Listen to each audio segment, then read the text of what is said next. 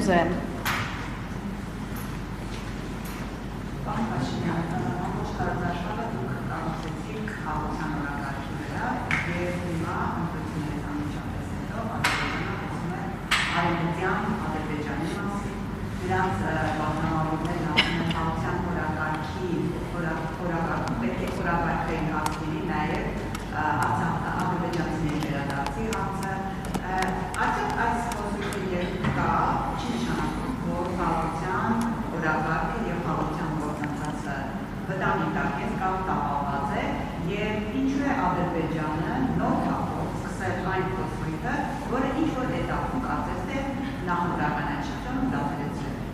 Եվ երկրորդ հարցը իստում դուք խոսեցիք յատների հետ կապված և միշտեցիք հայտարարություն թե յատը ինչը պետք է ասի կա, թե չկա Հայաստանի քաղաքական, տնտեսական կյանքում։ Սա ավելի շատ հիշեցնում է մեզ հապկի հետ կապված գործընթացներ և ասում եք, որ ոչ թե մենք ենք հեռացնում հապկից, այդ հապկն է Հայաստանից հեռանում և դա բերեց մի էտապի, երբ որ ծառայեցվեց հարաբերությունները։ Հնարավոր է յատների հետ նման ծառայություններ։ Ձեր առաջին հարցի հետ կապված ես ըստ էության այդ թեմային անդրադարձել եմ նաև խորհրդարանի վերջին նիստի ժամանակ, տեսեք, ինձ համար ակնհայտ է, հիմա օրինակ քննարկվում է, որ նույն Միացյալ Նահանգների Սենատում ձեր ասած թեմայով միջոցառում է լինելու, բայց իհարկե լռության է մատնվում այն, որ ընդամենը 10 օր առաջ կամ մի քիչ ավելի առաջ հայկական կազմակերպությունները օրակարգ են մտցրել հարց, որը ըստ էության, եթե շատ մանրամասների մեջ չմտնեմ, օրակարգ են մտցրել հարց, որը ըստ էության վերաբերվում է Ղարաբաղյան շարժման շարունակությանը։ Ես էլի ուզում եմ շատ հստակ լինի, հարգելի գործընկերներ, այս հարցը, քանի ազգային ժողովի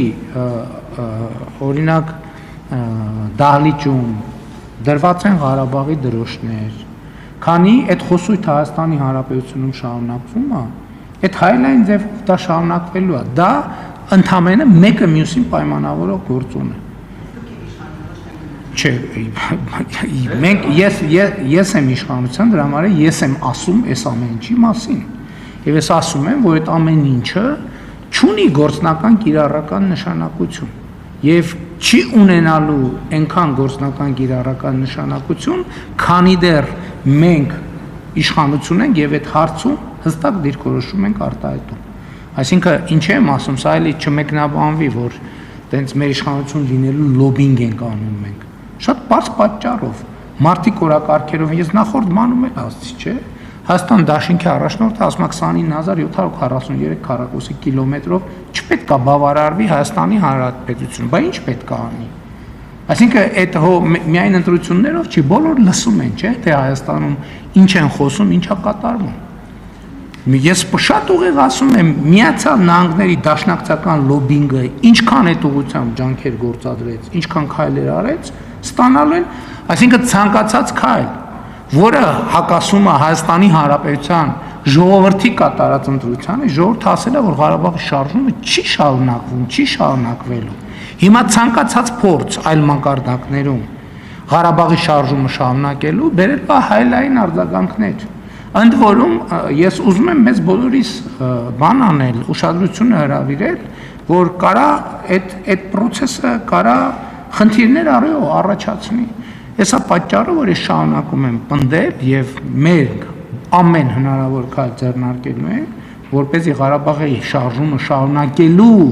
բոլոր փորձերը կասեցվեն այդ թվում այն պատճառով, որ Հայաստանի Հանրապետության ժողովուրդը այս տեսլականի օգտին քվեարկել է, սա շատ կարևոր հանգամանք է։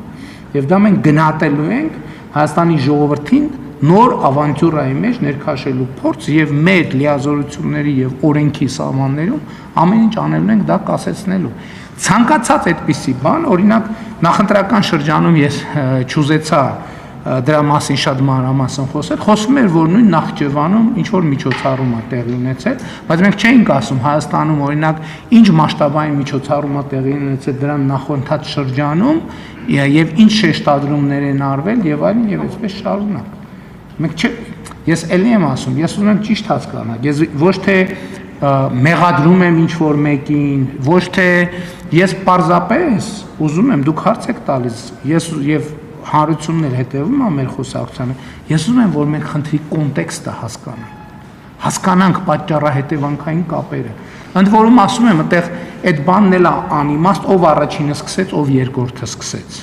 Որտեվ դրա սկիզբն էլ այդ նույնն է, թե գնանք փորձենք հասկանալ Ղարաբաղի շարժումը, ոնց սկսեց, ով էր ճիշտ, ով էր սխալ եւ այլն եւ այլն։ Այսինքն ամենամեկնարկի կետը դա չենք գտնի, եթե փորձենք Ադրբեջանի հետ այդ կետը գտնել։ Մենք մեր ճշմարտությունը ունենք եւ հավատում ենք այդ ճշմարտությանը, իրանք իրան ճշմարտությունն ունեն եւ հավատում են իրան ճշմարտությունը։ Սրա մասին չի խոսքը։ Խոսքը նրա մասին է, որ պետքա դադարեցնել։ Եվ իմ առաջարկած ռազմավարական գործարքը հենց դրա մասին է։ Հայաստանը եւ Ադրբեջանը պետքա իրար հանգիստ թողեն։ Հանգիստ թողելու ձևը Ղարաբաղի շարժումը չշարունակելը Հայաստանում եւ Ադրբեջանում է այս տրամաբանության հետ առնչվող գործողություն չանելը, որովհետեւ չէ, բայց այդ եմ ասում, բայց մենք խաղաղության համաձայնագիր ենք, չէ՞ նախաստորագրել, որտեղ ասել ենք, որ Ալմաթայի հռչակագրի հիման վրա ճանաչում ենք միմյանց տարածքային ամբողջականությունը, ինքնիշխանությունը, քաղաքական անկախությունը։ Հիմա հարց է հնչում, Հայաստանի Հանրապետությունը այս իրոք ճանաչում է, հիմա ընտրություններից հետո առավել եւս ժողովուրդն էլ վերահաստատեց դա։ Այդ դրանից հետո հարց է ծագում, բա ինչի է խորհրդանի դահլիճում Ղարաբաղի դրոշները դրած։ Էլի եմ ասում, հա? Իրանք ով։ Բայջան հարգելի առավոտ, մենք ձեզ լսում ենք, շնորհակալություն։ Հարգելի գործընկերներ, ես չեմ վիճում ձեզ հետ։ Ես չեմ վիճում ձեզ հետ, որովհետև, այսինքն ժանրը դա չի։ Եթե պետքա բանավիճենք, բայց ես ձեզ ներկայացնում եմ հարցի կոնտեքստը։ Ձեր մնացած հարցերը արդեն դրանից բխող բանավեճի թեմաներ են, բայց ես առաջարկում եմ այսօր չմտնենք դրա մեջ։ Շնորհակալություն։ Հա, ԵԱՏՄ-ի հետ կապված ես այսօր կառավարության նիստում ձեր հարցին պատասխանեցի առանց ձեր հարցը լսելու։ ԵԱՏՄ-ն ինչ է, ԵԱՏՄ-ն 4 սկզբունք է՝ ապրանքների, ծառայությունների, աշխատուժի եւ ֆինանսների ազատ հոսք։ Եթե չկա այդ ազատ հոսքը, ուրեմն չկա ԵԱՏՄ։ Ասենք լավ է, այս կարա մի ամիս խնդիր լինի, լավ 2 ամիս կարա խնդիր լինի, լավ 3 ամիս կարա խնդիր լինի, 4 ամիս եթե այդ խնդիրը դեռ կա, նշանակում է ԵԱՏՄ չկա։ Հետևաբար, եթե ԵԱՏՄ-ն հայտարարում է, որ ինքը չկա, մենք ինչ անենք։ Է չկա։ Չի։ Շնորհակալություն, հաջորդը։ Իմիջայլոց ասեմ նաև, քանի որ տնտեսական այսօր հրապարակվեց տնտեսական մեր ցուցանիշները,